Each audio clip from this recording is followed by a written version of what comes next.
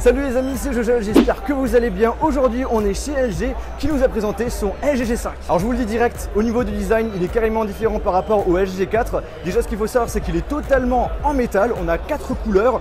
Or, gris, noir ainsi que rose. Les boutons volume qu'on avait à l'arrière, eh bien maintenant ils sont passés sur le côté. Le bouton Home et Power reste à l'arrière, mais maintenant il incorpore un système de capteur d'empreinte digitale. Contrairement au LG G4, l'arrière n'est pas amovible. Cependant, on a la possibilité quand même d'enlever la batterie grâce à un système qui se clipse. Et on a la possibilité de rajouter de la mémoire grâce à une carte micro SD qui se met tout simplement dans l'emplacement où on met une carte SIM. Ce LG G5 est ultra fin, il est également super léger, hein, c'est ce que j'ai remarqué justement en le prenant en main, c'était assez surprenant. Et on a maintenant l'USB type C. Au niveau de l'écran, on a un écran de très bonne qualité, un écran de 5,3 pouces avec une résolution Quad HD et on a peu de bords, donc ce qui est plutôt bien appréciable. Au niveau de l'appareil photo, caméra frontale, on a du 8 mégapixels. Par rapport à ce que j'avais pu voir au niveau du LG G4, j'ai pas remarqué de grosses différences. Par contre, le gros truc, c'est à l'arrière, puisque maintenant on a deux objectifs, un objectif de 8 mégapixels et un objectif de 16 mégapixels. Et le fait d'avoir deux objectifs à l'arrière vous permet d'avoir un mode qui vous permet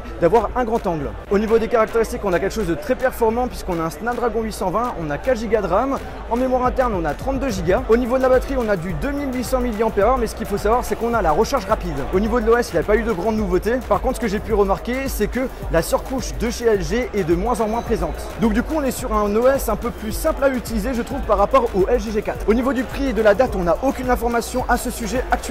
Au niveau des accessoires, on a eu pas mal de choses qui ont été présentées. Comme je vous l'ai dit, en fait, il y a un système qui permet d'enlever la batterie et en fait, avec ça, on a la possibilité d'ajouter des nouveaux accessoires. Alors, on a le LG Cam Plus qui permet de faciliter l'utilisation de l'appareil photo avec une seule main. On a le LG Hi-Fi qui permet d'améliorer la qualité du haut-parleur, mais également de la prise jack. LG a présenté sa caméra 360 degrés qui est capable de filmer en 2K. En ce qui concerne le design, il est plutôt petit, mais il ressemble étrangement au Ricoh Theta S. Ensuite, on nous a présenté le LG 360 VR qui est tout simplement un casque de réalité virtuelle. Et ce que je peux vous dire, c'est qu'il est largement plus léger que celui de chez Samsung. Et à la fin, on nous a présenté un nouveau joujou, le LG Rolling Boot, qui est tout simplement un petit robot qui se pilote avec le smartphone et qui ressemble à celui de Sphero. Personnellement, je trouve ce LG G3 assez sympa en ce qui concerne les caractéristiques et surtout les accessoires. Mais par contre, niveau design, je ne suis vraiment pas du tout fan. Le LG G4 était largement plus beau. Et bien les amis, j'espère que cette vidéo vous a plu. Si c'est le cas, n'oubliez pas de mettre un pouce bleu. N'hésitez pas à me dire via les commentaires de cette vidéo